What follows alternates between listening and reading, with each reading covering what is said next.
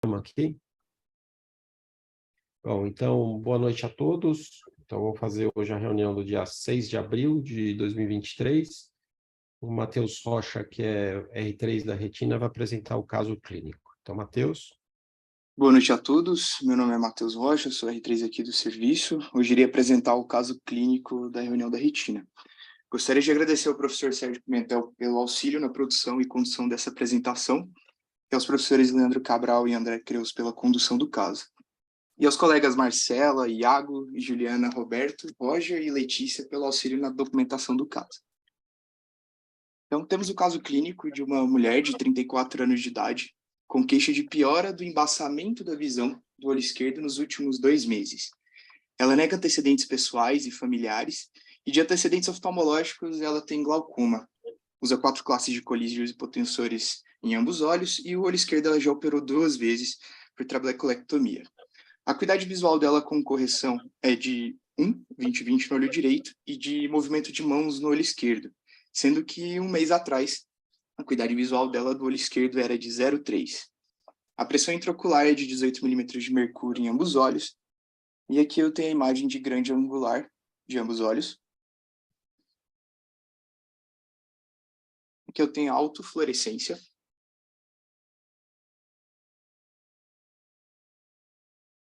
O ACT do olho direito.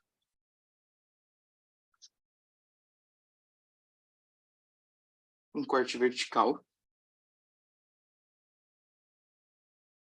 Segmento peripapilar. Autofluorescência e red free do olho direito.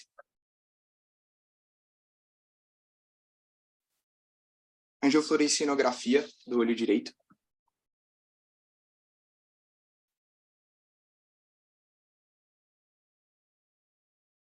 Agora, passando as imagens do olho esquerdo, temos esse corte de ACT.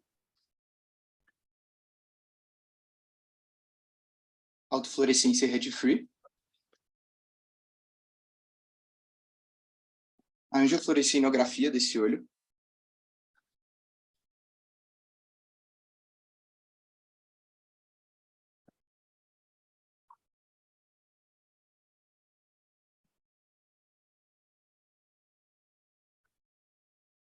E foi realizado também uma ultrassonografia de ambos olhos, demonstrando a área macular e temporal superior. E aqui eu trago um slide resumo então, dessa nossa paciente, de 34 anos, com piora da visão do olho esquerdo nos últimos 2 meses, sem antecedentes pessoais ou familiares, antecedente oftalmológico de glaucoma e a acuidade visual exposta em tela. Eu gostaria de abrir para discussão de hipóteses diagnósticas e possíveis condutas para o caso. Perfeito, Matheus. Esse caso é um caso bem interessante, que para fazer o diagnóstico a gente tem que ver detalhes desse exame, né? Esse paciente tem uma complicação dessa condição, e que é bem incomum. O Creus já viu esse caso, ele está acompanhando, né? Então, não sei, Cleide, Jorge, alguma ideia de como vocês fariam o diagnóstico diferencial? A gente poderia discutir os exames, que eu pedi para o Matheus não descrever, justamente para a gente discutir os achados aqui de exame, porque tem muitos achados aqui. Alguma ideia de vocês? Se vocês quiserem rever, pedir algum exame para a gente rever aqui? Bom, parece que no olho esquerdo, além do descolamento de retina, ela tem uma projeção vascular na periferia. A primeira coisa que eu pergunto é se ela tem anemia falciforme ou alguma doença vascular sistêmica. Então, ela não tem anemia falciforme, que é uma excelente hipótese para ela ter essa área de exclusão periférica, né?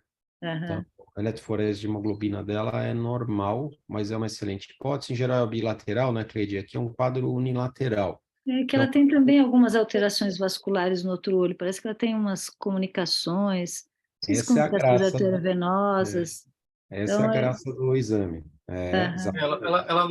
No lado direito, ela também tem comunicação arteriovenosa. Tem veno-venosa, entre as veias, entre as vênulas, tá? As artérias não estão envolvidas, é difícil de vocês verem, obviamente, por aqui eu fiquei vendo a anjo delas, é difícil, mas eu falo para vocês, tem comunicação anômala entre as vênulas, tá? Você quer, Matheus, quer mostrar para o pessoal, porque a gente preferiu não descrever o exame para vocês chamarem a atenção disso, quer ver? Ah, Você consegue voltar na Anjo? consigo, sim. Tá. Deixa eu botar aqui só um segundo. Então, ela tem alterações vasculares, dois olhos, além do descolamento de retina que ela tem no olho esquerdo, ela tem essas alterações. Matheus, você consegue colocar o pointer aí, mostrar onde estão essas comunicações? Consigo. Deixa eu pegar aqui. Ela tem uma isquemia periférica do lado esquerdo, Aqui. e aí tem várias doenças que a gente pode listar, incluir dela IOS, que dá uma vasculite oclusiva periférica, mas ela não tem sinal nenhum de vasculite, vou pensar em IOS. Mulher, né? Em geral, ela tem um PPD negativo, em geral eles têm um PPD negativo, e com relação ao PPD. Ela tem alguma alteração de pele? Estava pensando em incontinência pigmentar, que também dá umas Não. alterações vasculares. E, Não e tem tem esse descolamento seroso retiniano e uma vasculatura bem tortuosa, bem engurgitada, com comunicação venosa-venosa, como você está dizendo. Parecendo um sistema de alta pressão. Você tem uma coroide também bem espessa. Então, vamos ver a coroide pelo OCT?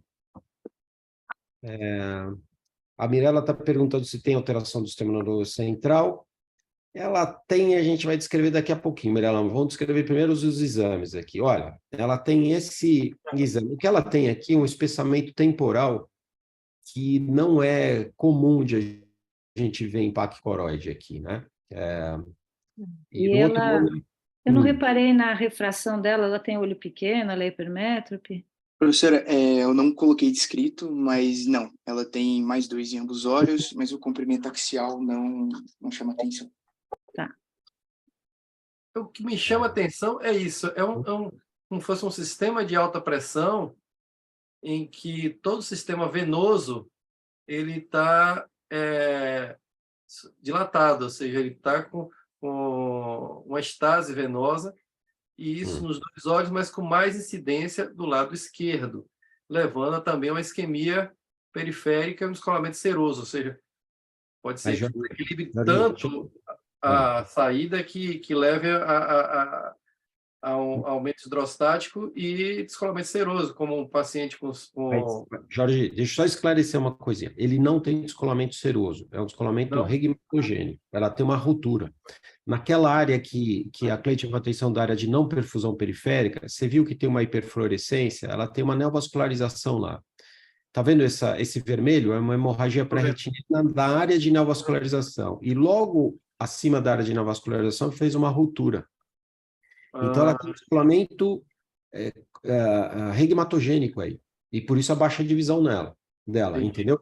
Eu entendi a tua hipótese de você estar achando que esse sistema de compressão venosa alteraria o epitélio pigmentado da retina e daí teria um descolamento seroso nessa região, certo? Não dá, porque não dá para ver pelo exame que é um descolamento regmatogênico.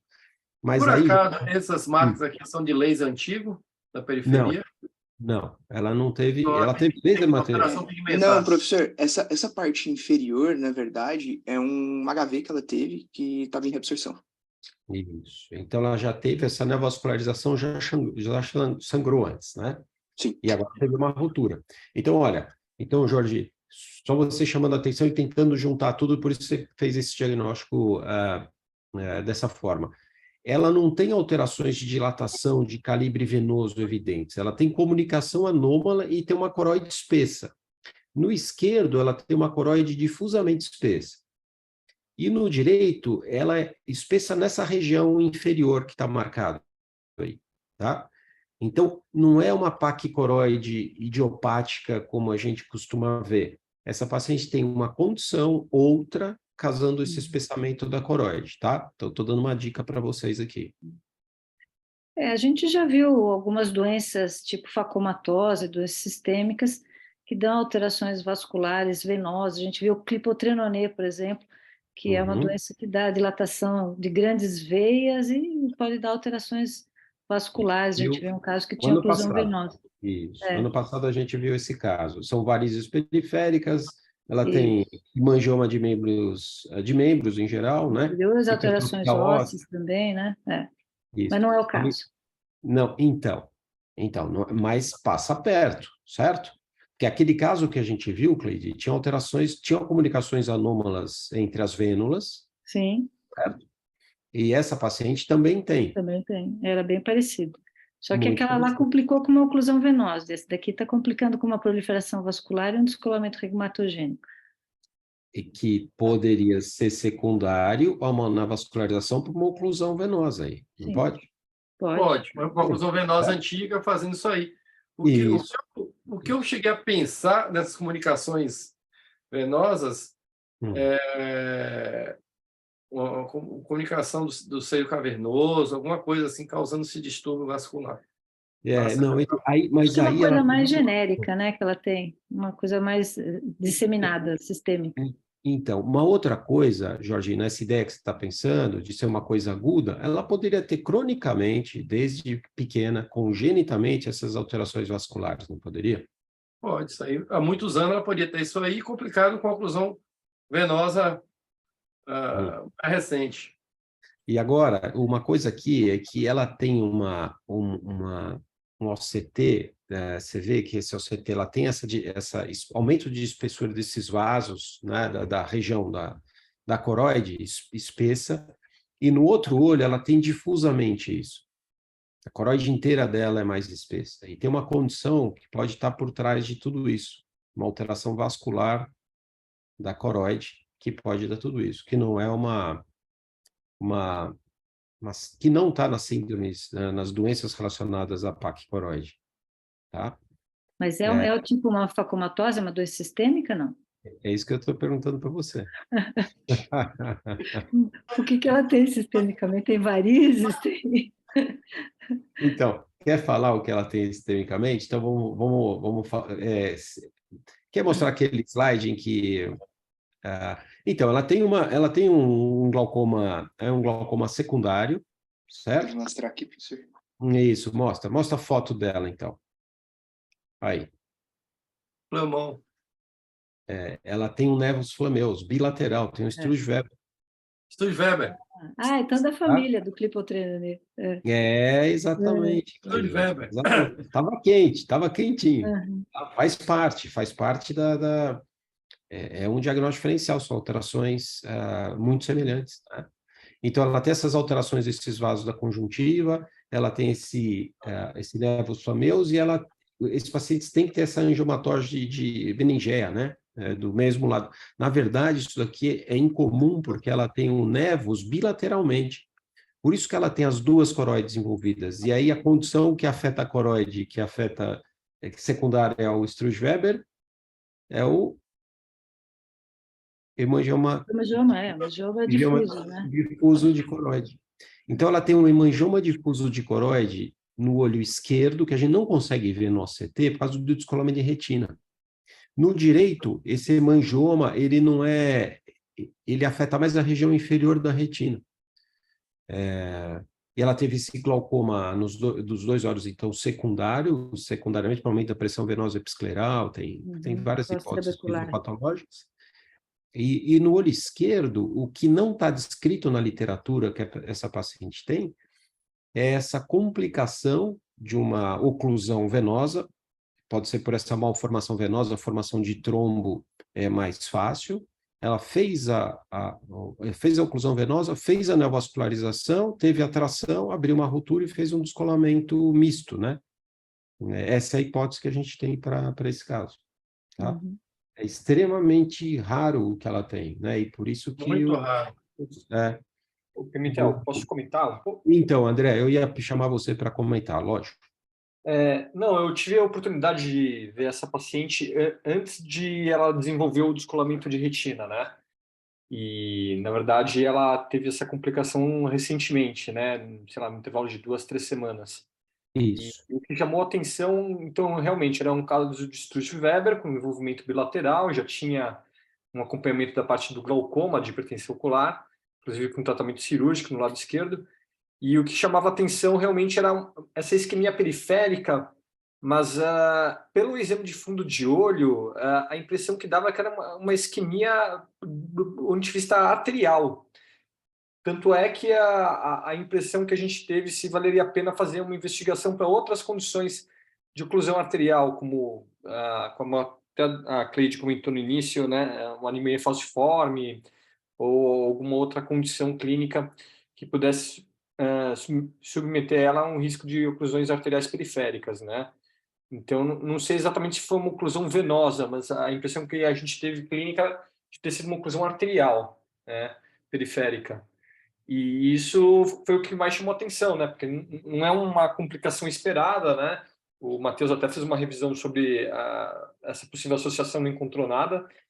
E esse eu acho que é o grande ponto do caso, né? Ponto interessante desse caso, né? E ela, infelizmente, acabou, entre a gente avaliar ela e indicar o laser para fotocoagular essas áreas de isquemia, ela evoluiu com uma atração com... Ela já tinha atração, mas essa atração ela promoveu uma rasgadura na retina. Então, acabou evoluindo com esse descolamento misto, né? Um regmatogênico, mas que antes disso tinha uma atração ali na região. Perfeito. Mas, André, é difícil em oclusões arteriais você formar neovascularização de retina, tá? Você pode até raramente formar neovascularização do segmento anterior, mas neovascularização periférica de retina, né? E mesmo neovascularização de disco é muito infrequente em oclusões arteriais. Eu acho que o que ela teve mesmo, que bate com o quadro sistêmico dela, uma oclusão venosa. Podia até parecer, por causa da malformação que ela tem vascular, talvez pudesse simular uma oclusão arterial, mas eu acho que ela teve todo um comprometimento venoso. Talvez ela tenha uma comunicação de veia com artéria, é difícil para a gente ver com a retina descolada, e isso acabou contribuindo para essa, talvez, uma isquemia arterial associada, mas basicamente eu acho que a alteração que ela tem é mais venosa, né? Isso que O aspecto fundoscópico lembrava um pouco dessas oclusões arteriais que a gente observa na anemia falciforme, não na oclusão arterial relacionada à aterosclerose ou ao quadro embólico, né? Que aí realmente a neovascularização é rara, né? Mas uma oclusão arterial tipo falciforme-like, né? E inclusive aquela hemorragia que a gente observa ali na retinografia do olho esquerdo, não sei se dá para voltar, Matheus. Consegue voltar na retinografia? Aquela área de hemorragia pré-retiniana lembrava até só um patch, assim, sabe? Que a gente observa nos pacientes com falciforme, né? Então, assim, só estou dando a impressão fundoscópica do caso, né? Antes de ter o descolamento, né? Mas, André, se a gente for checar na literatura, nesses casos de Struge-Weber, você tem pouquíssimos relatos de oclusão venosa associada, e até neovascularização pela oclusão venosa. Eu acho que eu vi uma publicação. Mas nenhum cita a oclusão arterial, entendeu? Então, acho que talvez ele simulasse uma oclusão arterial e fosse, na verdade, essa oclusão venosa. Mas tudo bem, é uma hipótese, né, para pensar numa oclusão arterial talvez associada, né? Seria interessante, a gente não tem o OCTA desse caso, né, Matheus? Não, professor, mas eu posso fazer. A gente tem que fazer, porque daí a gente consegue ver plexo capilar superficial e profundo na região macular, porque aquele caso que a gente viu do Klippel Trenoné, ele tinha alterações grandes nos dois plexos. Ah, legal. Então, é interessante aqui para a gente ter uma anamnese até melhor. Bom, então, esse caso é um caso bem comum, bem raro. Você vê que a gente até tem pensamentos diferentes para o que causou esse fechamento vascular, né, ou arterial ou venoso nessa paciente, mas ela teve uma complicação disso e que não é relatada na literatura. A oclusão, neovascularização periférica de retina é extremamente raro, no Struge-Weber. Ser bilateral é raro, 10%, acho que desses casos tem envolvimento de nervos flameus e de olhos, né, de coroide bilateralmente, e ainda tem essa complicação no olho esquerdo. Então, é um caso único na literatura, se a gente for levar... Dá para dar uma publicaçãozinha, viu? Então, com certeza, eu estou pegando no pé do Matheus para escrever isso logo, enquanto está tudo na cabeça dele. Porque esse negócio aí é muito raro, e o mecanismo também, a discussão é muito interessante. a história do mecanismo, como é que isso aconteceu, e se é arterial, se é venoso. É muito interessante. Qualquer revista de sessão de caso, até a Retina Case, acho que pegaria um caso desse. Com certeza, com certeza. Então é isso, é isso. Eu acho que vocês discutiram tudo o que tinha que ser discutido no caso, todos os diagnósticos diferenciais são esses, né? Incluindo anemia falciforme, eventualmente Willis, ou uma oclusão arterial, como o André falou. Está tudo bem discutido a doença irmã dessa outra facomatose irmã, que é o clipeutrenoné, e então o Matheus vai fazer uma revisão disso, certo, Matheus? Certo. Só um adendo, professor. Esse caso que o senhor comentou de neovascularização realmente é só um relato de caso, é apenas um que a gente encontrou, e era num paciente que tinha retinopatia diabética proliferativa. Então, a síndrome de Sturge-Weber, ou angiomatose encefalotrigeminal, acomete 1 em cada 50 mil nascidos, e ela não tem predileção por sexo, hereditariedade ou descrição de malignização. Foi encontrado uma alteração no gene de NAQ, em que induziria uma redução no número de apoptoses celulares e um aumento na sua proliferação. Ela entra no grupo das facomatoses, então entra no grupo das doenças que acometem pele, sistema nervoso central e os olhos. E no caso do Sturge-Weber, nós temos essa tríade, em que para o diagnóstico precisamos de 2 dos 3 itens, de nevus flemomeus, acometimento ocular e angiomatose leptomeningia ipsilateral a esse nevus.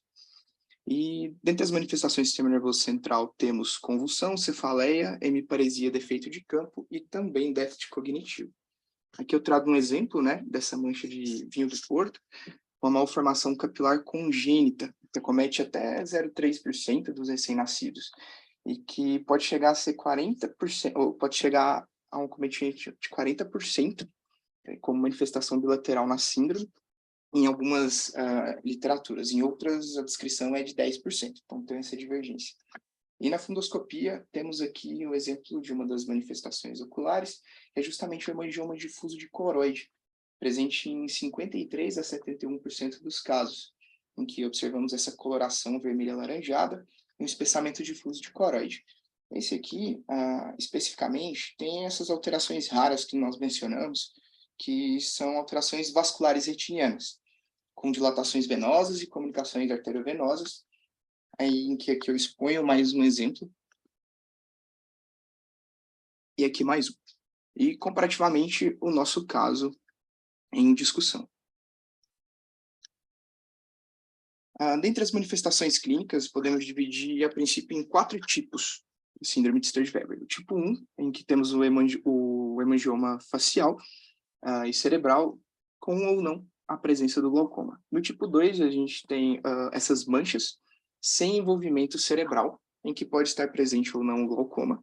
No tipo 3, o hemangioma cerebral isolado, que normalmente não cursa com glaucoma, e o tipo 4, que é justamente o tipo 1, associado a uma manifestação sistêmica, como a esclerose tuberosa, resumido aqui nessa tabela ao lado.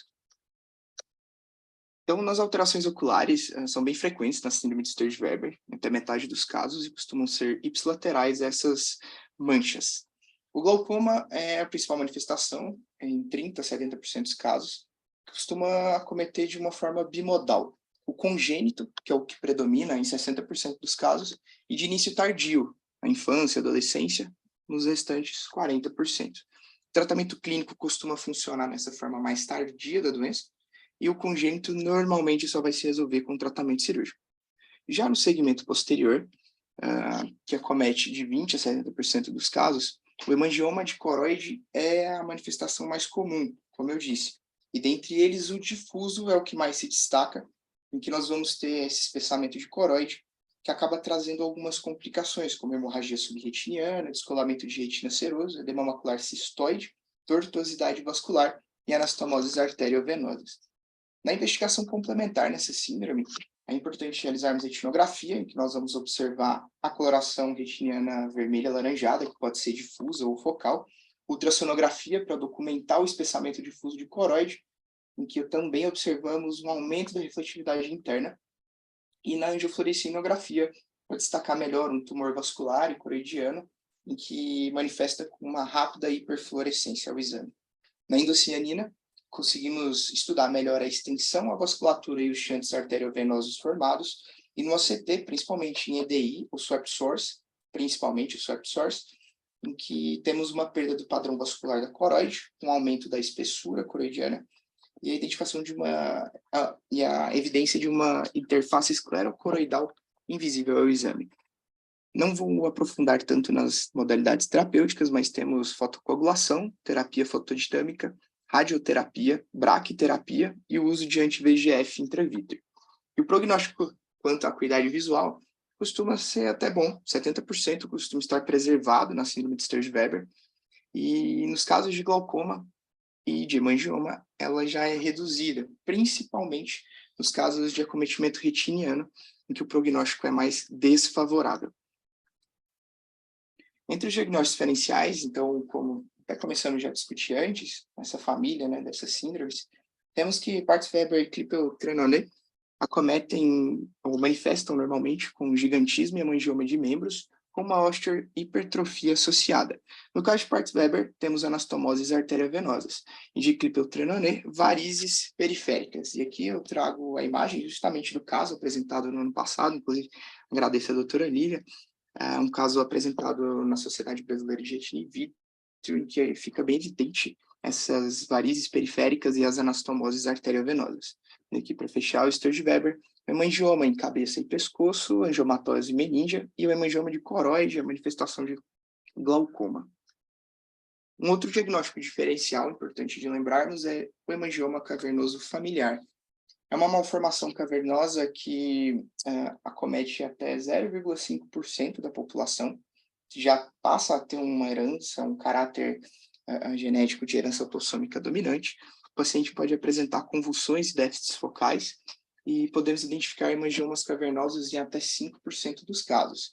E essa imagem exposta em tela é justamente dos aglomerados hemorrágicos superficiais, que tem essa conformação de cacho de uva nessa doença.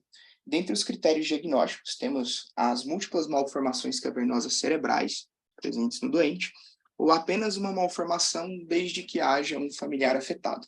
Heterozigose identificada para os genes destacados em tela. E no caso de uma doença como essa, é importante investigar os seus diagnósticos diferenciais, como Wyburn-Mason, hemangioblastoma, retiniano, von Hippel e hemangioma de coroide, que é o caso da síndrome de Sturge-Weber.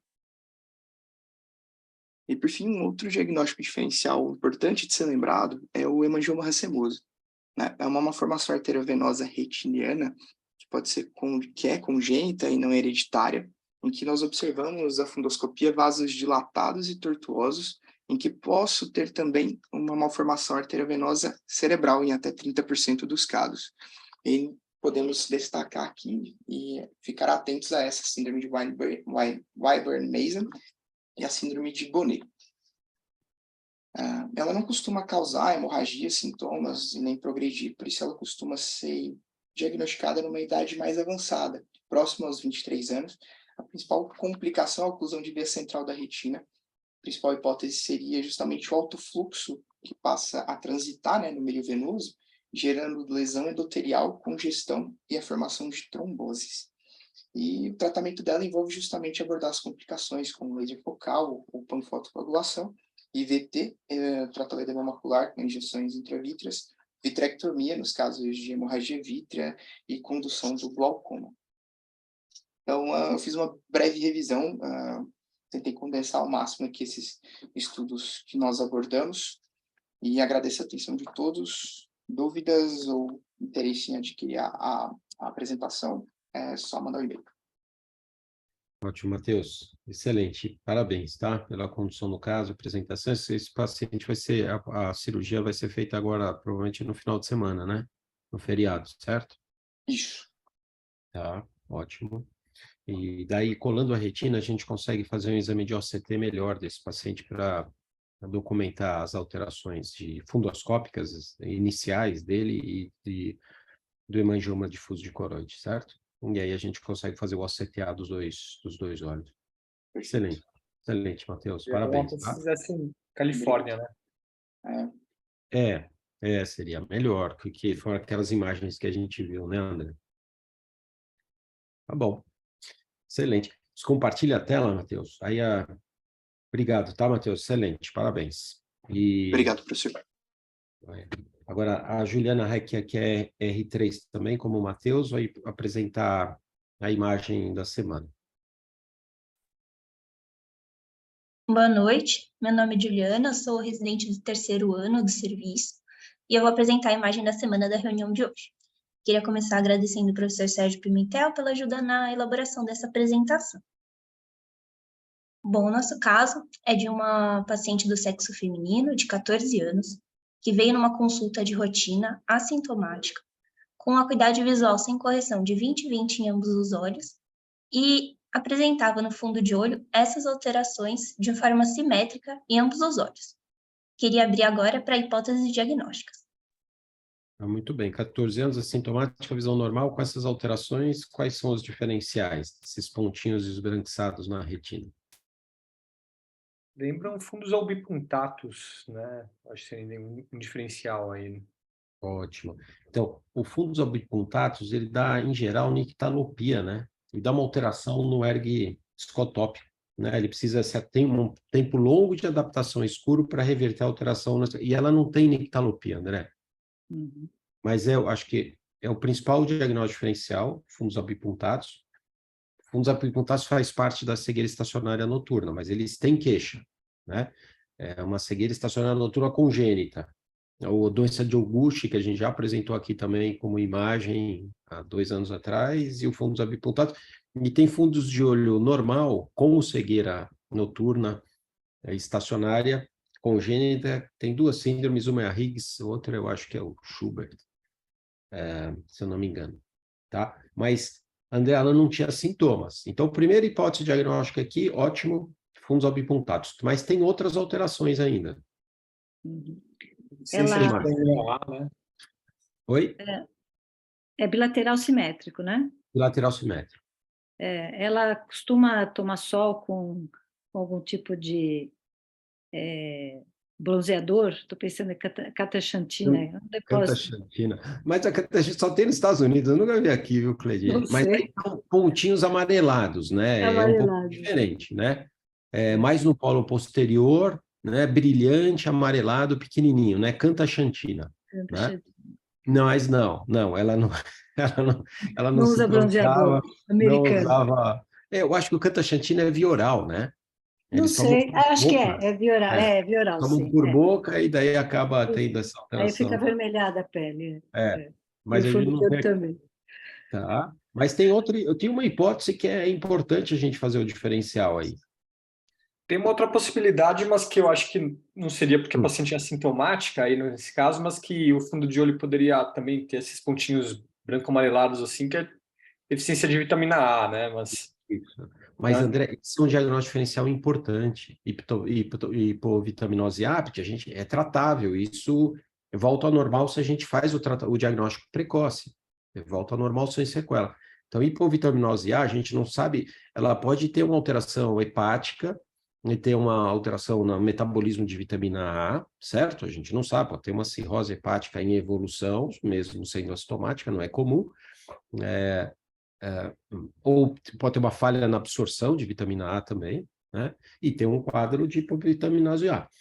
É outra hipótese que a gente tem que fazer que é importante, mas a vitamina A dela é normal, tá? Outra que poderia ser, que é menos comum, que a Juliana vai falar, que é o fundus flavimaculatus, são aquelas alterações um pouco mais irregulares do que pontinhos branquiçados que a gente vê no Stargardt, mas ela teria, em geral, começaria com baixa divisão e seria mais em uma quantidade menor no polo posterior e um pouquinho no equador, né?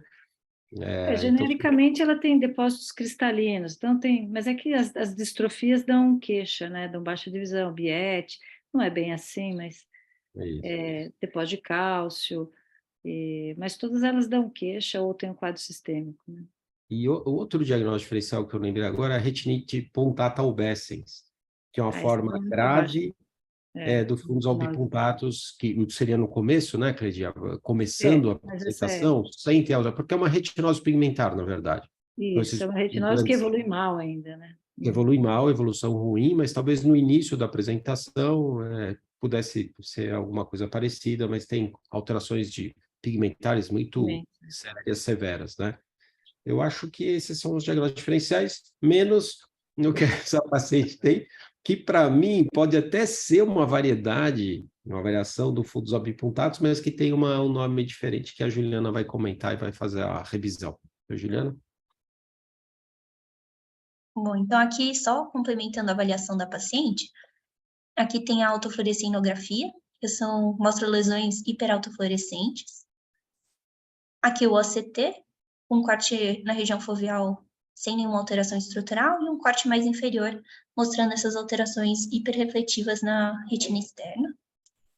E foi também realizado o teste de Chihara, campo visual e o eletroretinograma, todos normais. Eu posso seguir para o diagnóstico, professor? Pode seguir. Então, o diagnóstico era de flex retinianos familiares benignos.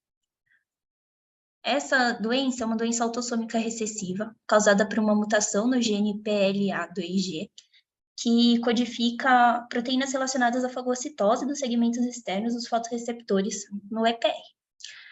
Ela foi descrita pela primeira vez em 1980 por esses dois autores, que relataram o caso de 7 irmãos, filhos de pais consanguíneos, que apresentavam essas lesões branco-amareladas difusas no fundo de olho, poupando a região macular. Com relação à apresentação clínica, os pacientes são assintomáticos e apresentam essas alterações no fundo de olho de flecks brancos amarelados em ambos os olhos, de forma assimétrica, que não tendem a confluir e se distribui de forma concêntrica ao redor do polo posterior, sempre poupando a região peripapilar e macular. Aqui só para ilustrar as alterações, novamente. Nos exames complementares, o teste de Chihara é normal, o eletroretinograma e o eletrooculograma são normais. No ACT, a gente evidencia essa irregularidade no EPR com essas alterações hiperrefletivas, e na autofluorescência, as lesões são hiperautofluorescentes. Com relação aos diferenciais, um dos principais é o fundus albipuntatus, é uma doença autossômica recessiva causada por uma mutação no gene RDH5, que codifica a enzima 11-cis-retinol desidrogenase, que faz parte do ciclo da fototransdução. Clinicamente, os pacientes vão ter nictalopia e dificuldade na adaptação ao escuro, principalmente após uma exposição a uma luz intensa.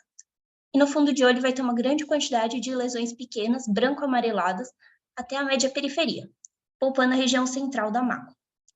No eletroretinograma vai ter uma resposta escotópica reduzida, nos primeiros 30 a 40 minutos de adaptação ao escuro, que vai tender a normalizar com o tempo. A resposta fotópica é preservada.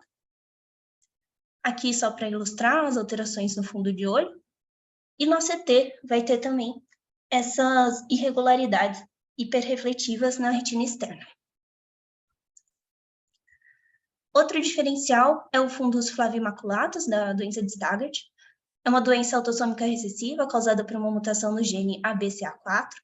Os pacientes podem ser desde assintomáticos até referirem perdas visuais centrais, fotofobia, alteração na visão de cores e escotomas centrais. No fundo de olho, esses flecks vão estar localizados mais na região macular, com uma expansão centrífuga a partir da mácula.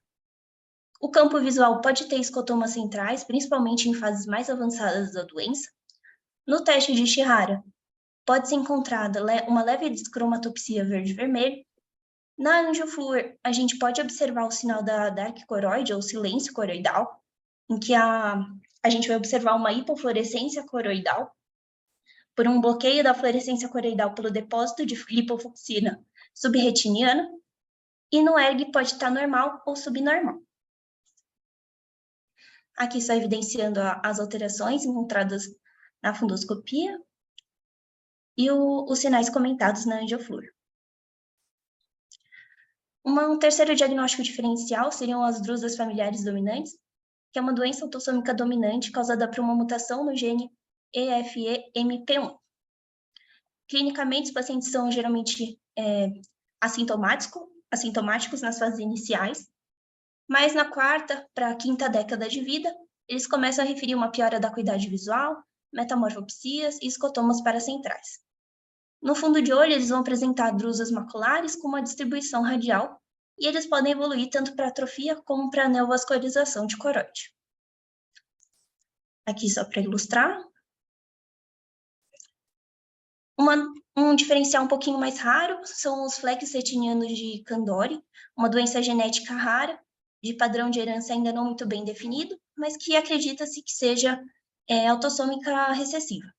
Clinicamente, os pacientes são assintomáticos ou podem apresentar uma nictalopia leve, e no fundo de olho, eles vão apresentar esses flex retinianos distribuídos principalmente na região nasal. Vão ter uma tendência à confluência e eles poupam a região macular. Por fim, um diagnóstico também importante é a deficiência de vitamina A, que apesar de ser pouco frequente em países desenvolvidos, tem ganhado maior importância, principalmente pelo aumento do número de pacientes submetido à cirurgia bariátrica. Outros fatores de risco importantes são doenças inflamatórias intestinais e pancreatite crônica. Clinicamente, os pacientes vão apresentar nictalopia e xantopsia. Ao exame, eles podem ter essas manchas de Bitot, como ilustrado na foto à direita, que são lesões conjuntivais na região temporal, esse aspecto queratinizado. No fundo de olho, vão apresentar flecos amarelados, principalmente próximo às arcadas. E no ACT vai ter o acúmulo de material hiperrefletivo na retina externa, com disrupção na zona elipsoide, como evidenciado aqui nas imagens. É isso, obrigada. Ótimo, Juliana. Então, a gente apresentou um caso bem raro, mas que eu acho que é importante a gente fazer o diagnóstico diferencial com outras alterações pontiformes esbranquiçadas que aparecem difusamente na retina, né? Só como raciocínio, se a gente ver alguma delas, eu acho que a principal é a hipovitaminose A, tá? Já mostrou aqui, já viu nos pacientes, então é importante isso.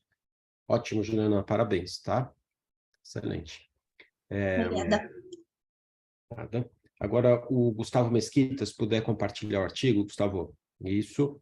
Então, o Gustavo vai mostrar...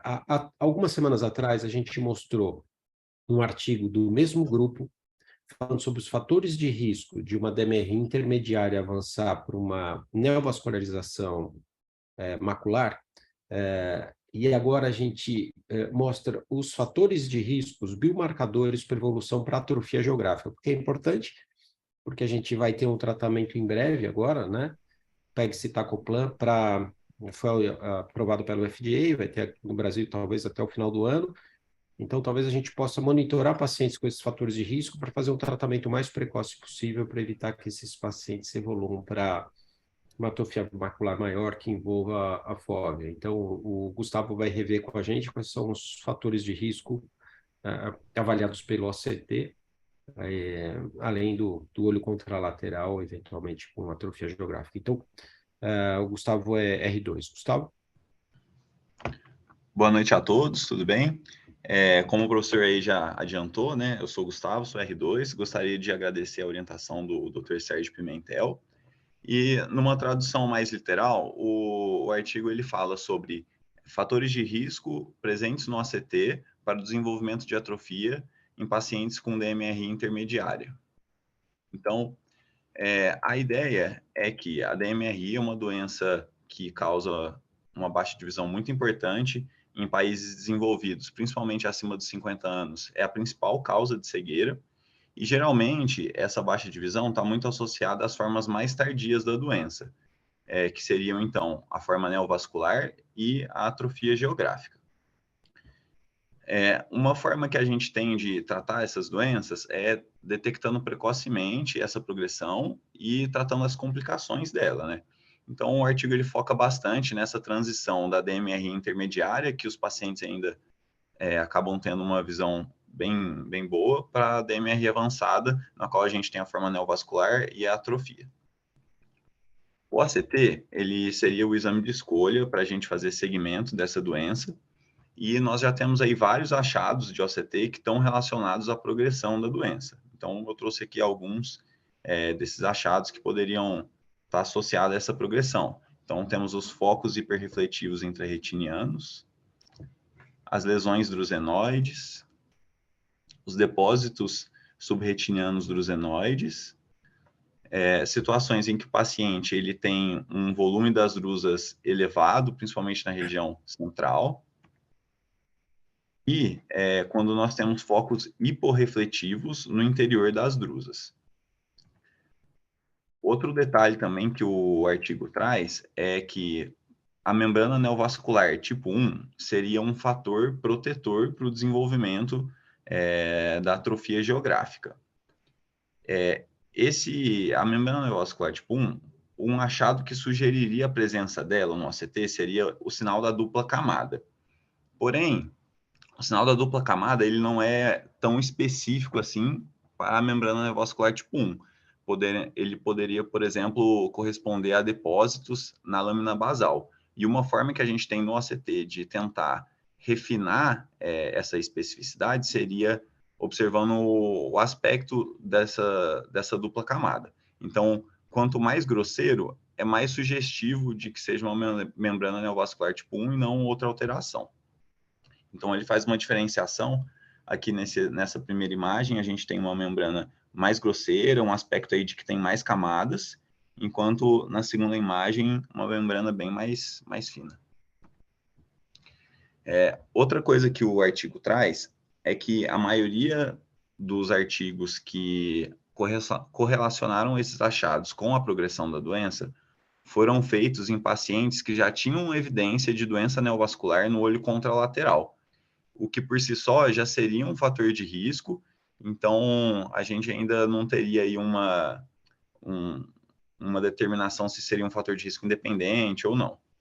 Então, o objetivo do artigo é determinar os preditores da progressão da DMRI intermediária para atrofia em um contexto de pacientes gerais, tanto aqueles que têm já uma doença avançada no olho contralateral, quanto aqueles que não têm.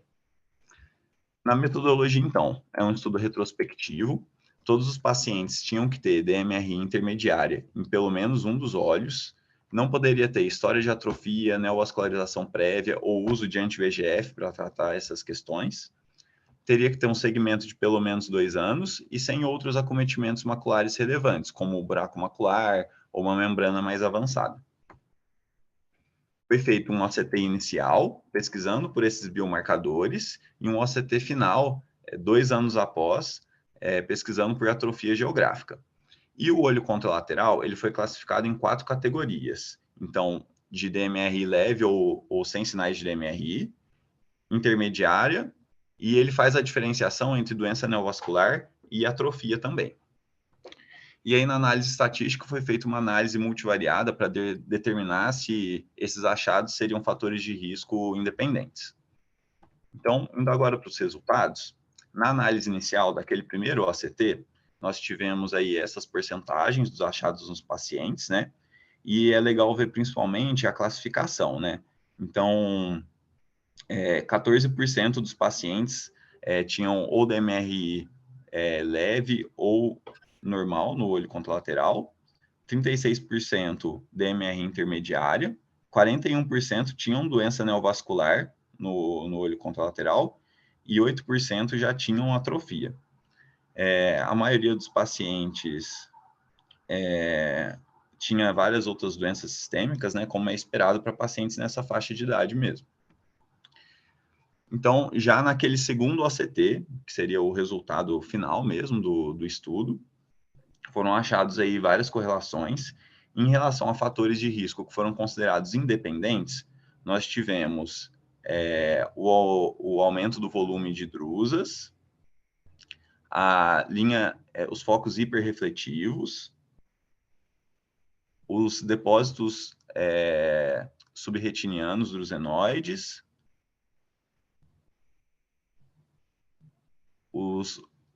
e também o sinal hipoatenuante no centro das drusas. Em relação ao status do olho contralateral, a presença de doença neovascular no olho contralateral não foi identificado como um fator de risco para essa progressão, porém a presença de atrofia foi considerada um fator de risco bem importante. Então, agora, na discussão, a gente vai falar um pouquinho sobre cada um desses fatores de risco. Em relação aos focos hiperrefletivos, foi o que teve a maior correlação de fator de risco, né, que já tinha sido visto aí em alguns estudos anteriores, e a justificativa seria que esses focos, eles seriam um pródromo de um dano estrutural na retina externa. Então, mostrando aí que já teria um acometimento da retina externa na doença, que já seria uma progressão aí para atrofia. Em relação aos depósitos drusenoides subretinianos, eles estariam associados a uma redução do volume da coroide e do fluxo pela córeo capilar. Alguns outros estudos não tinham mostrado ele como um fator de risco independente para a progressão do DMRI. Então, teve essa diferença aí para os estudos que já tinham sido feitos anteriormente. Em relação às drusas com um sinal hiporrefletivo no interior, alguns outros estudos também não tinham mostrado isso como um fator de risco independente, e uma coisa que o autor fala é que precisaria de uma melhor definição da origem do achado, porque isso aí poderia tanto corresponder a áreas de EPR danificado, ou então a áreas nascentes de neovascularização, e que isso seria inclusive uma limitação do exame, porque talvez aí com um exame mais voltado para a parte de vascularização a gente poderia fazer essa diferenciação. Já em relação ao volume de drusas na região central, já tinha sido identificado em outros estudos, porém, nesse estudo ele teve um odds ratio maior. E um outro limitante que esse achado específico teria para a gente seguir é que, ao longo do curso da doença, o volume das drusas pode regredir em alguns momentos. Então, não seria assim um fator tão fixo que daria para acompanhar em todos os pacientes. Em relação ao sinal da dupla camada, o sinal da dupla camada estreito, que é aquele que não está associado à membrana neovascular tipo 1, foi considerado um fator de risco para progressão, enquanto o espesso, que é o associado à membrana neovascular tipo 1, não foi associado a essa progressão. Já em relação ao status do olho contralateral, como eu já disse anteriormente, né, a atrofia geográfica foi considerada um fator de risco e a doença neovascular não. Só outra coisa, voltando aí na questão da dupla camada, a hipótese que o autor traz é de que quando a gente tem esse sinal fino, corresponderia ao depósito de material ali que exacerbaria essa falta de fluxo da córeo capilar para a retina e por isso que seria mais fácil progredir para atrofia. Enquanto na membrana neovascular, de alguma forma a gente teria um incremento ali da vasculatura e por isso seria mais fácil de preservar a retina e evitar a atrofia. Em relação às limitações, o autor ele traz como limitações do estudo dele o fato de ser um estudo retrospectivo, de que foi realizado em um centro único e que foi uma análise bem pontual, né, de 2 anos. Então, esses fatores de risco, a gente não pode dizer que eles são fatores de risco aí para 5, 10 anos, mas apenas para essa análise aí de 2 anos de progressão. E também a questão de que foi feito uso apenas de OCT, enquanto um OCTA, por exemplo, ajudaria a gente a delimitar melhor algum desses biomarcadores. Por enquanto é isso. Agradeço a todos pela atenção, em especial ao Dr. Sérgio. Obrigado, Gustavo. Que ótimo. Ótima apresentação, é um artigo denso de leitura. E um dos autores é o Sada, e ele é espetacular em revisar texto e escrever. O Sada já está escrevendo sobre isso, sobre esses biomarcadores, tanto para a membrana vascular quanto para atrofia geográfica, há alguns anos. Eu acho que a primeira publicação dele é 2017. E daí ele conseguiu, nesse centro no Texas, um número de pacientes com segmento muito grande em 2 anos, né, e com ACTs confiáveis, para ele fazer de novo essa avaliação. Então, ele fez tanto para a membrana vascular, que a gente apresentou algumas semanas atrás, e agora o Gustavo apresentou para atrofia geográfica. Então, a gente tem que ficar nesse tipo de paciente, prestando atenção nesses marcadores. Então, é o volume de drusas, o maior que 0,3 milímetros cúbicos na região de 1 milímetro central, isso o aparelho dá para a gente a leitura. Esses focos hiperrefletivos intrarretinianos, que provavelmente a migração do EPR saindo de uma retina isquêmica externa e tentando migrar, isso é uma hipótese para existir nessas alterações. as drusas hiporrefletivas, o Gustavo mencionou. Os depósitos drusenoides subretinianos são característicos de neovascularização tipo 3, mas também são característicos de coroides finas e podem evoluir para atrofia geográfica, como para a membrana vascular tipo 3. Além dessa dupla camada fina, né? E de ter alterações atróficas no olho contralateral. Então, a pessoa tem a mesma genética, então teve no olho, é muito provável que ele tenha no outro. Gustavo, excelente a tua apresentação, parabéns. E agora o Tomás vai encerrar apresentando o caso cirúrgico. Tomás? Boa noite, meu nome é Tomás Minelli, eu sou fellow do 2º ano da retina do serviço do HC. Eu vou apresentar o caso cirúrgico hoje. Eu queria agradecer ao Dr. André, Dr. Bernardo, Dr. João e o Dr. Sérgio por ter me ajudado tanto na condução do caso, me ajudado na cirurgia e na orientação para preparar a apresentação hoje.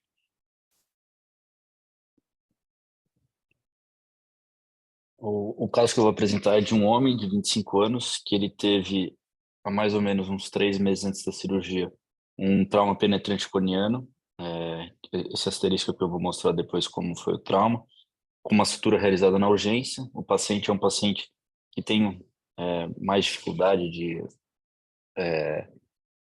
seguir as orientações direitinho, então ele acabou mexendo no olho, no pós-operatório recente, teve uma irinação de íris, foi ressuturado na urgência novamente, e aí ele foi acompanhado com ultrassom seriado, porque a gente não conseguia ver o fundo de olho depois do trauma, enquanto o paciente estava nesse pós-operatório da sutura. Até que teve um exame que ele, apresentando acuidade visual de percepção luminosa, com essa sutura na córnea que vinha de superior para temporal, pegando a esclera na área mais ou menos limbar. Ele apresentava essa catarata branca. Ele mostrou um ultrassom com uma alteração com descolamento de retina total, mais ou menos nesses 3 meses depois da cirurgia. Aqui para ilustrar mais ou menos como é que era o trauma.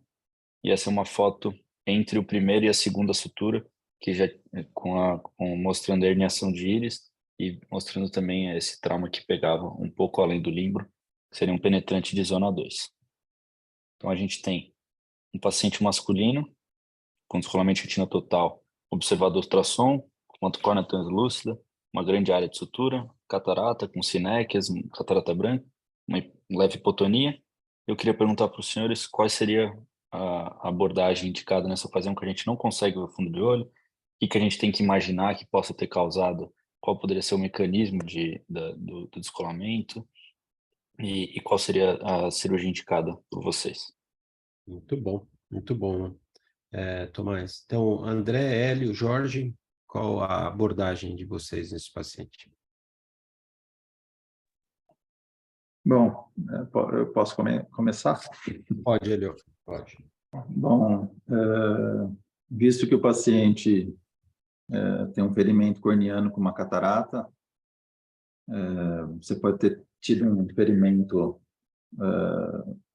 pontiforme, a gente tem que investigar a presença de um corpo estranho, acho que esse é o primeiro diagnóstico a ser feito, excluído, né? Na verdade, a gente usa mais o uso da tomografia e até a história é importante para a gente, para saber como é que foi isso. Parece que, não sei se o paciente é confuso, pelo que você deixou entender aí, é um paciente meio complicado de você acompanhar, né? Não sei se ele informa bem, ele cutuca a incisão, mas eu, num primeiro momento, eu tentaria investigar se não tem um corpo estranho, para que tenha evoluído para esse descolamento de retina, né? Foi algo que foi penetrante, precisa ver se foi só corneano, né?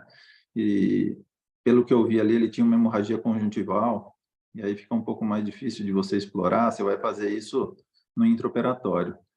Eu considero esse daí um paciente que vai fazer uma cirurgia que eu chamo de caixinha de surpresa, né? Você pode entrar e esperar de tudo, mas eu acho que o exame complementar, principalmente a tomografia, ela pode te ajudar bastante nessa primeira conduta aí. Hélio, o ultrassom não mostrou o corpo estranho, mas é importante você ter lembrado disso, tá? Realmente um corpo estranho intraocular, né? Isso, professor, foi um segmento, né? Então, quando ele chegou no pronto-socorro com o trauma, ele foi feito uma tomografia, excluímos a presença de corpo extraocular, e aí por isso, e não tinha também, era difícil de examinar também pela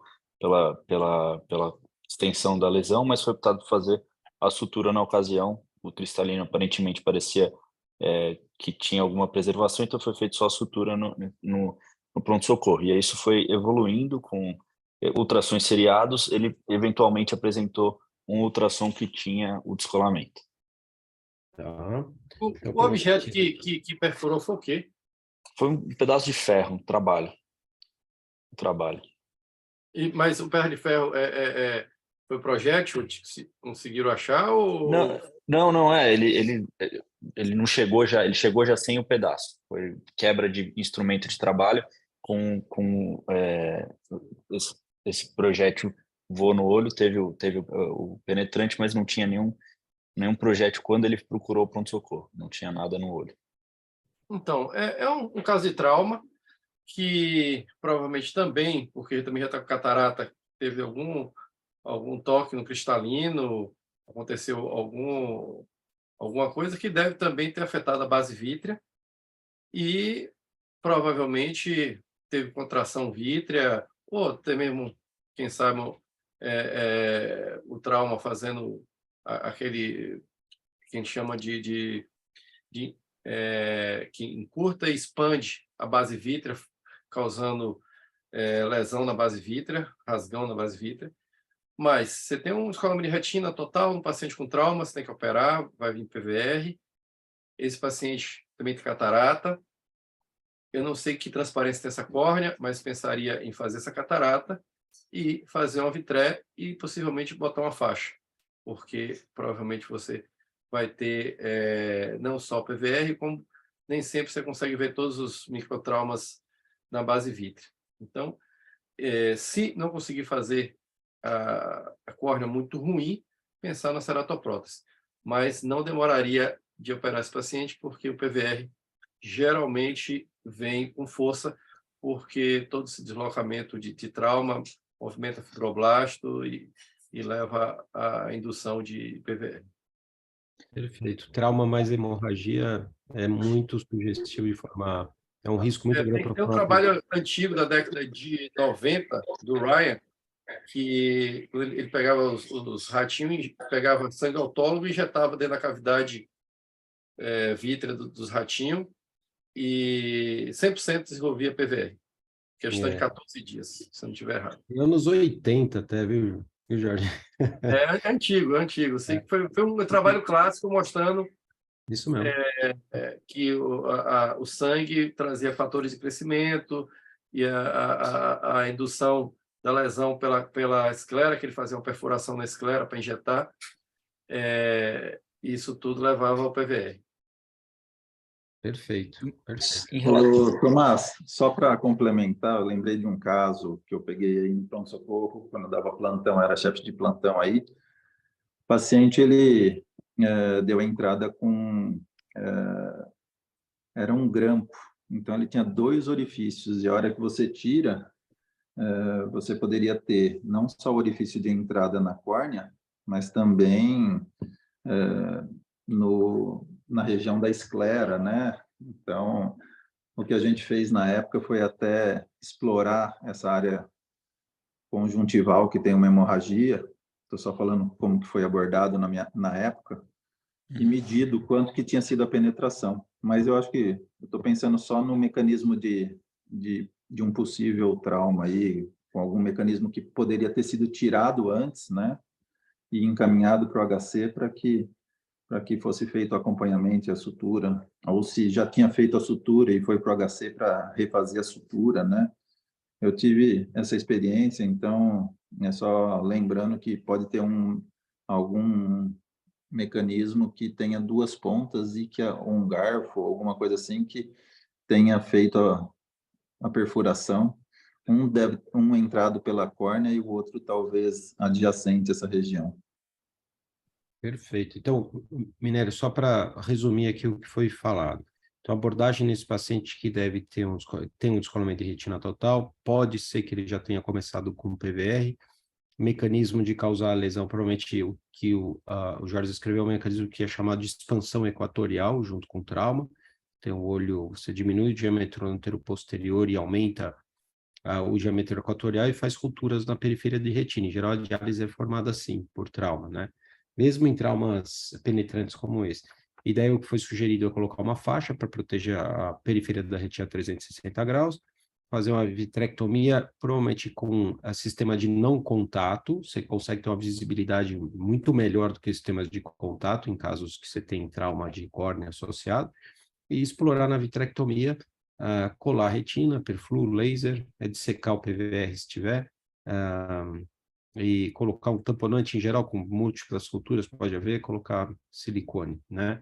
E fazer a faco, aí provavelmente como não tem visibilidade boa para fazer pela via anterior, talvez fazer uma lensectomia, talvez seja mais fácil, certo? Então, só resumindo basicamente o que foi falado. E aí, você quer apresentar e depois a gente discute o que você fez? Sim, eu ia perguntar só mais uma coisa. Vocês deixariam esse paciente afásico? Colocariam lente? Eu acho que não tem como calcular a lente aí, eu acho difícil Tem de como você... calcular essa lente com essa córnea aí. E tem suporte, você não tem suporte capsular para colocar, você vai ter que fixar a lente. Eu faria no segundo tempo. É unânime aqui? Hélio, você também faria no segundo tempo? Geralmente, segundo tempo. É. Não, pela dificuldade, se tivesse que calcular a lente e quisesse fazer um procedimento só, teria que ser feito pelo olho contralateral, mas não é minha conduta de rotina. Na verdade, eu faço no segundo tempo também. Eu faria também. Certo? Certo. Quer continuar a apresentar? Vou passar aqui. Então, só o vídeo, estava eu e o Bernardo na sala só no começo, a gente tinha colocado a câmera, esquecemos de deixar o foco bom, então essa primeira parte da cirurgia, da faco, tudo, a gente não conseguiu, não ficou uma boa gravação, mas a gente foi, aí eu escrevi errado, a gente começou por uma faco, via anterior, estava com bastante dificuldade de fazer a rex, tinha bastante fragilidade zonular, como a catarata era mole, eu fiz o que os senhores sugeriram de fazer uma lensectomia mesmo, via posterior. Eu acabei aspirando tudo, pensando já que eu não tinha o cálculo e sabe, possivelmente deixar o cristalino, deixar ele pseudofásico poderia levar um maior risco de hipotonia, eu deixei ele afásico também para conseguir fazer a cirurgia de uma maneira melhor.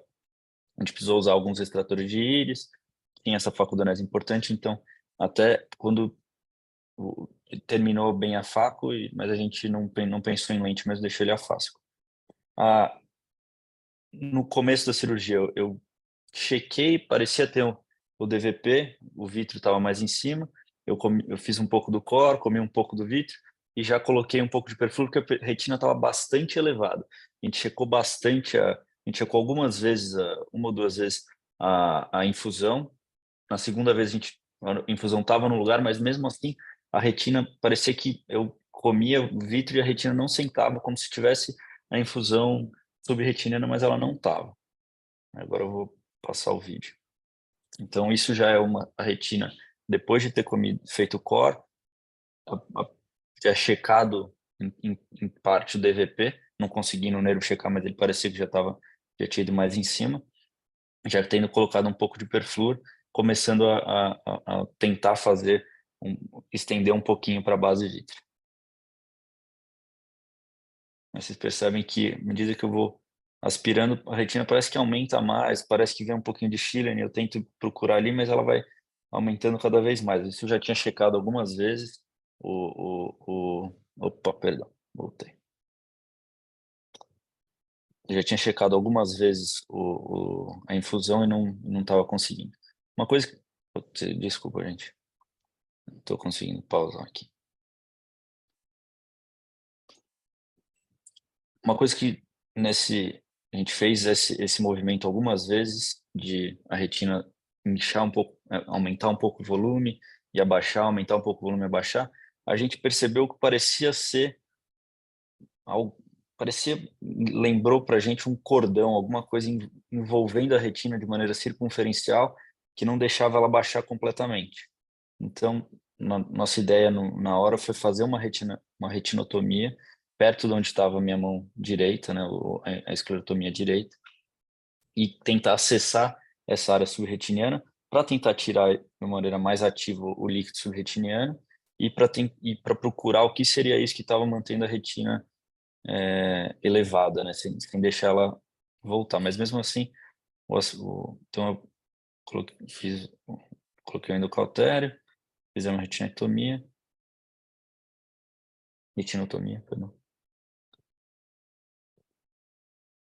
E uma coisa que a gente notou foi um cordão de PVR circunferencial, que dá para ver aqui em branco, que parecia ser na nossa cabeça foi uma das causas que estava mantendo a retina sem ela assentar. Então a gente puxou o cordão e logo depois de a gente tirar esse cordão, a gente teve mais facilidade em abaixar a retina. Nessa parte, quando a retina não está assentando de uma maneira que a gente espera que ela assente, fazendo a vitrectomia, infusão no lugar certo, a retina não abaixa. Tem alguma dica, alguma sugestão do que fazer nessa hora? Jorge e Hélio, alguma sugestão? Além de, eu acho que se você viu aí a Lloyd, você não comentou, você conseguiu remover a Lloyd? Então, professor, quando eu comecei a cirurgia, o aspecto de que já tinha existido o DVP, já existia o que parecia um anel de Vaz, o vítreo parecia que estava em cima. Então, como eu não estava conseguindo acessar o nervo, porque a retina estava muito engurgitada, eu considerei que aquilo era um DVP, coloquei perfluor pensando em, depois da retina estar mais assentada, rechecar o DVP, que eu fiz no final da cirurgia. Então, essa foi a minha ideia inicial. Tá. Então, Jorge e Hélio, alguma dica quando a retina está armada? Provavelmente, olhando já, quando você começa a cirurgia, você já percebe se tem um PVR subretiniano ou hiperretiniano, uma tração circunferencial, certo? E aí a gente tem que agir em cima desse PVR. Alguma ideia a mais para isso? Alguma técnica? Às vezes eu aumento o volume do perfluo para ver onde é que está a resistência, ou seja, onde é que tem área de encurtamento, PVR sub, onde é que está acontecendo o problema, para depois tentar tratar nessa localização, porque como está aí toda alta, é difícil saber onde é que está a raiz do problema. O perfluo ajudaria um pouco a você ver onde é que está isso. Eu lançaria a mão do perfluo também, concordo com o Jorge. E a retinotomia bem periférica, né? E lembrar que você não precisa, muitas vezes você não precisa remover o cordão, né? Você pode só fazer um pique nele, se for circunferencial, é o suficiente para desarmar ele e assentar, né? E assim, você não precisa ampliar tanta ruptura. Mas eu trabalharia dessa forma, também preenchendo o máximo possível com perfluo, e por isso a retinotomia é bem periférica, para que eu pudesse trabalhar bastante com o perfluo. Perfeito. Uma lembrança aqui, Tomás, é que quando você tem esses DRs crônicos, eu não sei quanto tempo de evolução que tinha esse descolamento de retina, era de curta duração, né? O descolamento em si era de curta duração, 1 ou 2 semanas, mas ele já tinha o trauma há um tempo a mais. Lógico que ele poderia ter mais semanas, o diagnóstico foi 2 semanas mais ou menos antes da cirurgia, mas foi com ultrassom, como era um paciente que já estava com uma visão ruim, às vezes não referia tão bem que tinha piorado, ele poderia já ter esse descolamento um pouco antes, entre um retorno e outro. Então, isso aqui você está imaginando... Oi, pode falar. Não, só queria comentar, dividir mais um caso aí de cirurgia aí do HC, que era um pouquinho mais complexo que ele. Quando forma esses bolsões, ao invés de eu fazer a retinotomia periférica, eu já teve uma vez que eu lancei mão de fazer, como o Jorge já sugeriu, de passar uma faixa. Eu tinha passado a faixa e fiz a drenagem externa para ver quanto que eu conseguia drenar. Você põe o perfluo, se assenta, você pressiona bastante, né? Vai ficar essa imagem de bolsão grande aí, como você mostrou, Tomás. Mas aí o perfluo ele vai fazer uma expressão e às vezes você consegue ver aonde se tem algum lugar de ruptura ou alguma coisa que está tamponando, às vezes é uma ruptura muito pequena, e aí você consegue fazer a drenagem por fora. Nesse caso eu tive sucesso, Mas a sua abordagem é ótima. Eu estou só falando de uma alternativa que poderia ser feita se você tivesse passado uma faixa externamente, sem precisar fazer a retinotomia, para você tentar ver onde que está esse ponto de tração. Mas você já tinha identificado, né, esse PVR circunferencial. Acho que aí não tem jeito. Você tem que fazer a retinotomia e dar um pique nele. Eu até tentei fazer a retinotomia mais periférica, mas acho que pelo bolsão tá grande, depois no fim, vão ver que a retinotomia ficou muito posterior. Eu não achei que ela ficou bem posterior. Minha ideia era ter feito uma coisa periférica, mas acho que pela posição ela acabou ficando bem posterior. Então, mas só para complementar os tipos de PVR, existe um PVR subretiniano que se forma, e são descolamentos mais crônicos, de mais duração, mais de 6 semanas ou até mais, 8 semanas, que é o PVR subretiniano peripapilar. Os americanos chamam de napkin ring. Você já viu aquele anelzinho que você coloca um guardanapo dentro? Segura o guardanapo? Então, imagina um anel desse subretiniano em volta do nervo óptico. Então, para dissecar isso, e quando você coloca o perflu, ele não assenta em torno do nervo óptico, forma um vulcão em torno do nervo óptico, a mácula não assenta. Para acessar isso, você tem que fazer uma retinectomia praticamente 180 graus, periférica, dobrar a retina sobre ela mesma e dissecar esse PVR peridiscal, né? Então, é bem difícil de fazer isso, o índice de recorrência não é pequeno. Só para diferenciar esse PVR subretiniano linear que você tem periférico desse anel de guardanapo, napkin ring, que é peripapilar, que é bem difícil a abordagem, a técnica cirúrgica é diferente, tá? Tá bom, sim. Eu acho que não era exatamente isso, porque era bem mais distante, né? Mas Sim. na hora a gente pensou mais ou menos nessa imagem. A gente era mais distante. Vou continuar aqui. Aí depois de tirar o PVR e conseguir drenar mais por essa retinotomia, a cirurgia foi andando melhor, né? Uma coisa que eu achei estranha nesse caso, foi que o líquido subretiniano desse paciente era muito denso. Ele ficava ele queria ficar posterior, parecia. Ele não vinha tão fácil. Eu tinha muitas vezes aqui eu cortei, mas muitas vezes eu tinha que buscar ele dentro no espaço subretiniano mesmo, porque ele parecia que queria ficar lá. E tinha até uns pedaços mais densos, assim. Parecia um vítreo mais espesso. Aí eu colocou mais um pouquinho de perfluor e foi drenando o líquido subretiniano e foi continuando a vitrectomia.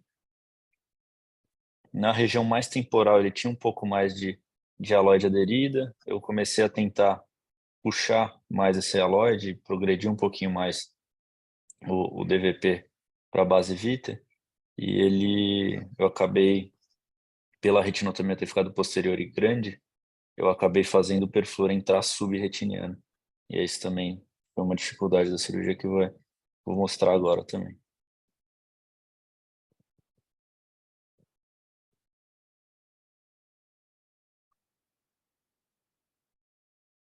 Vou tentando progredir. E aí, uma bolha de perfluor subretiniano.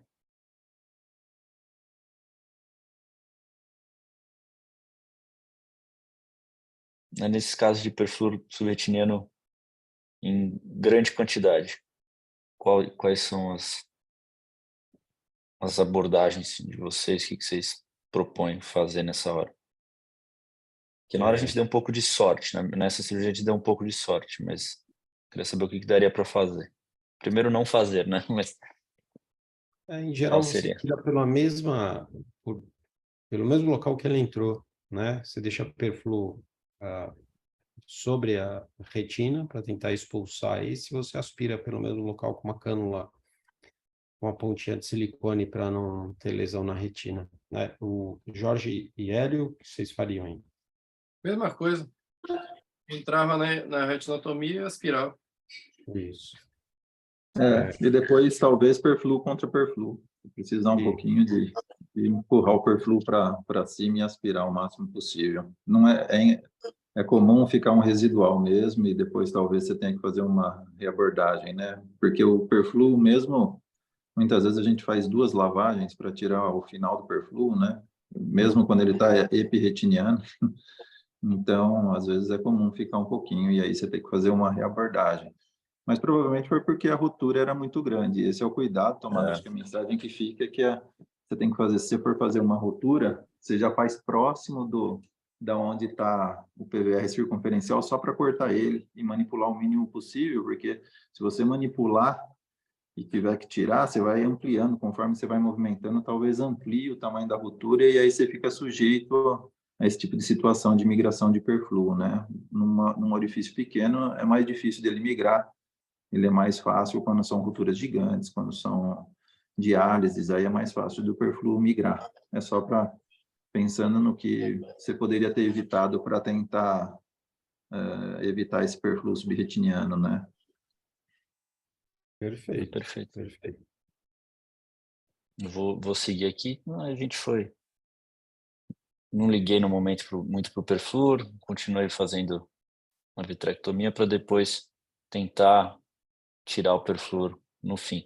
Com isso, o perfluor ele foi rodando, ele foi mudando de posição e aí ele ficou perto do nervo, na parte mais nasal, desculpa, não perto do nervo, mas ficou mais para nasal, na parte nasal inferior da retina. Na hora, não sei se foi uma boa, um bom pensamento, mas eu pensei em fazer uma retinectomia mais posterior, próximo ao nervo, não tão próximo ao nervo, mas nasal ao nervo, nasal superior, para tentar dessa forma ir com a cânula, a soft tip, e aspirar o perfluor que estava agora na área nasal. A gente tentou mexer um pouquinho, não mexia muito de lugar. Depois que ele rodou, aí a gente fez isso. Vou tentar um pouquinho. E aí ele saiu sem maiores complicações.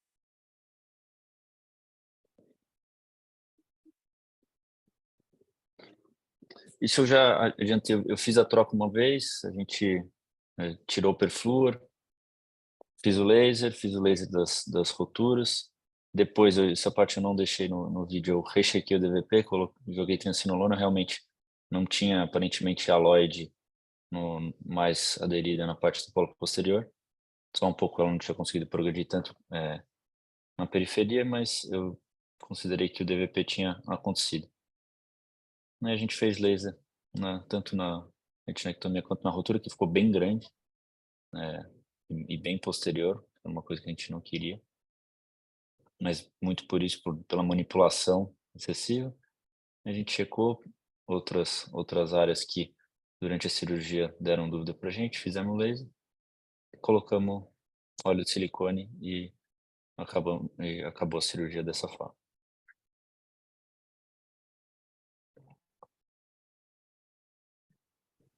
É isso. Ótimo. Algum cuidado aí para você não ter migração do silicone para a câmera anterior? Que você não tinha, você ainda tinha, você tinha íris normal aí embaixo, inferior? Não. Ele tinha um pouco de íris inferior. Essa íris no local temporal superior ela estava bem menor, então ela parecia que ela tinha sido você tinha íris mais temporal, inferior, temporal. Na parte nasal superior, não tanto. Tá, porque é um risco que você tem fazer bloqueio pupilar quando você não tem uma iridotomia inferior que você faz com o vitreófilo, entendeu? Sim. Você pode ter, então tem que ter cuidado com isso. Você sabe que o hashtag foi inventado para isso, né? Para segurar o silicone atrás, né? Sim, a gente fez iridotomia, mas eu não coloquei essa parte também no vídeo, mas ela foi feita assim. Tá bom, ótimo, isso é importante citar. A gente colocou um pouco de metil na câmara anterior para tentar não deixar o óleo de silicone encher muito a câmara anterior também. Colocamos o óleo de silicone aos poucos, sem hiperpressurizar, e colocando uma agulhinha, aqui eu checando com a agulha para ver se o nível de óleo de silicone estava perto da pupila. Tá. Alguma foto do pós-operatório, não? Então, eu contei a história do paciente, que é mais difícil. No primeiro pós-operatório, a gente viu, ele estava com bastante edema, a gente não conseguiu examinar muito bem. Ele faltou nos outros pós-operatórios. Ontem eu tinha uma consulta com ele também, ele não veio, não consegui contato. Às vezes ele tem contato com o André, o residente. O André às vezes consegue contato com ele, a gente está procurando para ver se a gente consegue examinar ele de novo. É um pós-op recente, né? Tá ótimo. Eu acho que aqui a técnica tá ótima. O caso difícil de fazer, todos esses casos de trauma são casos difíceis. Não tem sempre um caso igual ao outro no trauma, por isso essa dificuldade. Acho que aqui foi abordado direitinho, mesmo as complicações foram resolvidas. O risco desse paciente voltar a desenvolver o PVR é razoável, bem razoável. Ele tem hemorragia, tem trauma, tem inflamação, né? E então ele pode desenvolver novamente o PVR e tem que ampliar a área de retinectomia que se faça numa reabordagem. Tomara que ele não desenvolva, tomara que ele fique assim e tomara que ele recupere mais uma parte da visão dele, né? Mas excelente. A cirurgia, pode a falar. cirurgia tinha acabado bem, então, mas hoje eu, pensando, conversando com os assistentes, tudo, eu acho que eu teria passado uma faixa, eu acho que uma coisa que a gente deveria ter feito e não fez. Pensando É importante em casos nos riscos. de trauma, Quando... em geral, trauma causa PVR, né? E PVR a gente trata, você tem que tratar introfletindo mais, a não ser que você faça uma retina 360, mas em geral a gente não faz, né? E é mais fácil colocar uma faixa para segurar essa tração, né? Contrabalançar a tração do PVR. Mas tudo bem. O Hélio e Jorge, algumas considerações finais aqui, nesse caso? Não, para mim está ótimo. E tomara que o paciente queira ficar com o olho colado, né? Porque pelo que você está mostrando aí, o cara não está nem aí com. Você se desdobrou aí para tratar o cara nem vem. O cara, para chegar aí também, não sei como que você conseguiu operar ele, pelo jeito o cara não está nem aí.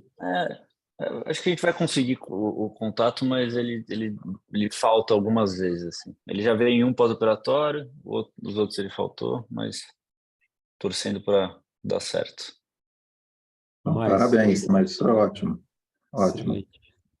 Super obrigado pela apresentação, Tomás. Tomás, em maio, vai estar no Canadá fazendo o fellow cirúrgico dele lá, fica um ano lá. Então, em Toronto, né, Tomás? Isso, professor. Eu ia apresentar 2 minutos um artigo, mas acho mas que pode falar, pode... Não, acho que sim, se for rápido. 2 minutinhos, é um artigo que eu vi relacionado com esse caso, que a gente vê muito caso de trauma penetrante no nosso pronto-socorro, e a gente segue esses casos e a gente acaba vendo, a gente chegou a ter um número muito grande de descolamentos pós-trauma nesse ano. A Elisa fez muitos casos de descolamento pós-trauma esse ano. Acho que a gente também fez um outro caso de descolamento pós-trauma, não relacionado com corpo ocular, mas só trauma, às vezes, penetrante corneano, penetrante escleral. Então, eu trouxe esse artigo que vou comentar brevemente, que é um artigo retrospectivo, que eles analisaram 890 olhos, 893 olhos, de maneira retrospectiva, do serviço Massachusetts Eye para ver quantos desses olhos que tinham tido trauma penetrante desenvolveram descolamento e quais eram os fatores de risco, quais eram as características demográficas desse paciente. Então, assim, 10% dos casos, eles se apresentavam com DRs logo na primeira avaliação com trauma, e desses 90% que não tinham descolamento de retina, em torno de 25% vai ter esse descolamento de retina, que seria 22% do geral. Então, é um número bem alto, é quase 30% dos casos. Perto dos 30% dos casos, a gente tem descolamento de retina em trauma penetrante, mesmo que não esteja envolvendo a retina no primeiro momento. Então, eles fizeram uma análise das características demográficas desse paciente e, fazendo análise univariada e multivariada, eles chegaram em algumas variáveis que poderiam estar associadas ao descolamento de retina no pós-operatório da sutura ou no pós-trauma. Eles viram que mais ou menos 25% dos pacientes vai ter esse descolamento logo antes, nos primeiros dias, em torno de 40% desses pacientes vai ter entre a primeira semana e um mês, e um pouco mais de 40% desses pacientes vai ter uma semana e um mês, e 25% também, mais ou menos um quarto, vai ter depois de um mês o descolamento de retina. Então, esse período de uma semana a um mês é um tempo importante para seguir esses casos. Eles sugerem ultrassom, ou se você consegue fazer o fundo de olho, eventualmente os pacientes vão desenvolver o descolamento nesse período, os 75% vai desenvolver nesse primeiro mês. E os fatores de risco, analisando múltiplos fatores de risco, sexo, idade, raça, mecanismo de trauma, presença de corpo estranho intraocular, vendo tudo isso, eles chegaram em 3 fatores de risco que tinham significância estatística na análise deles, que era a acuidade visual. Então, quanto pior a acuidade visual, maior o risco de descolamento. Presença de HV, que vocês comentaram, né, que aumenta o indutor de PVR, então você aumenta o risco de descolamento também com a presença de hemorragia vítrea. E a zona do trauma, então onde aconteceu o trauma. A zona 1, então, eles viram que era um paciente que tinha um risco baixo. A zona 2, a presença de trauma na zona 2, não mostrou grande relevância, não mostrou uma grande significância. E zona 3 eram traumas que tinham um índice muito maior de descolamento de retina. Então, eles propuseram, isso acho legal para os residentes, o pessoal que vai estar no pronto-socorro, que vai seguir esses casos, às vezes como no ambulatório depois, eles propuseram uma tabelinha, uma continha para fazer, quais seria o risco dos pacientes com base em cada fator de risco. Então, você tem a zona do trauma, presença de hemorragia vítrea ou não, e a acuidade visual, sempre a acuidade visual com índice, né? Então, isso pode chegar de 1% se ele não tiver nenhum 0 pontos, até 95% se ele pontuar em tudo ao máximo. Então, é legal para a gente ter, para saber qual é o risco do seu paciente desenvolver o descolamento de retina. E 2 coisas que os autores comentam, que vocês também comentaram, lensectomia, para reduzir a hipotonia, e o buccal, que vai melhorar muito mais o sucesso cirúrgico a longo prazo. Era isso. Ótimo, Tomás. Lembrando que o último autor, o Dean Ellerton, é um cara muito bom lá de Harvard. Eu fui contemporâneo dele no Fellow em Michigan. Ele fazia no Children's Hospital. E é um cara brilhante, tanto clinicamente quanto como cirurgião. Conhece ele, Jorge? Jim? Conheço, e só para mencionar aqui, para o próximo ano o pessoal se animar, o Tomás e eu, a gente esteve na Duke University no curso de Fellow, muitíssimo interessante. O Jim Elliott, a palestra dele foi trauma também. Foi essa aula, né? Coisa e trauma foi um dos temas que ele falou, e acho que todo mundo deve conversar com o Tomás, porque a experiência foi muito legal, um dia inteiro só de wet lab, com tudo que você imagina de tecnologia da mais interessante para a cirurgia, todos os vitreófagos, todos os microscópios, todos os OCTs, todas as imagens. O Fellow tinha em torno de 8 a 10 minutos para ficar brincando lá com 2 instrutores de diversas partes do mundo. E o melhor, depois o Tomás pode falar, que parte disso é subsidiado por Fellow. Basta a instituição pedir para mandar o Fellow e consegue parte da passagem, a hospedagem e de graça a inscrição. Mas foi muito interessante a experiência. Acho que outros devem ir nos próximos anos, que é anual. Perfeito, ótimo. Tomás, super obrigado pelo caso complexo que você mostrou, super bem resolvido e com o paciente com essas dificuldades ainda de retornos. Tá? Os casos de trauma eu acho que são os casos mais difíceis de serem operados, tá? Quando envolve a retina, com um monte de complicações. E você resolveu muito bem o caso. Talvez ainda tenha as consequências de PVR nesse paciente, mas parabéns, tá? Parabéns pela tua forma de abordagem, tá? Queria agradecer também os discutidores, o Jorge Rocha, o Hélio Primiano, Cleide Machado e o André Creus, que discutiram todos os casos, além de apresentação do caso cirúrgico Tomás Vinelli, Gustavo Mesquita R2, que apresentou o artigo, a Juliana Hecker, que apresentou a imagem da semana, R3 de retina, e o caso clínico foi apresentado pelo Matheus Rocha, R3 também, tá? Tomás, algum comentário? O Jorge comentou sobre esse simpósio? Foi lá que ele teve, esse professor Dinheiro te deu uma aula sobre trauma, foi daí que eu peguei esses artigos, essas informações para colocar no caso. Então, foi um congresso bem legal mesmo.